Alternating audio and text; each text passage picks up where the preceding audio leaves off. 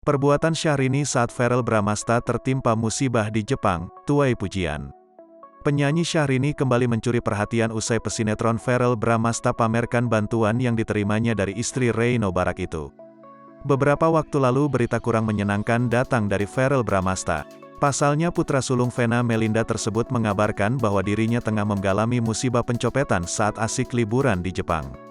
Alhasil semua barang berharga mulai dari paspor hingga uang tunai milik Verrell Bramasta pun raib. Menariknya peristiwa yang dialami oleh Verrell Bramasta itu rupanya sampai ke telinga Syahrini. Seperti yang diketahui bersama kini Inces juga sedang berada di Jepang tempat asal ibu mertuanya Reiko Barak. Memiliki kedekatan dengan Duta Besar Indonesia di Jepang, Inces pun menawarkan bantuan untuk menghubungi Dubes agar Verrell bisa segera menerima bantuan. Kebaikan hati Inces ini diungkap Verrell Bramasta lewat unggahan story di akun Instagram miliknya.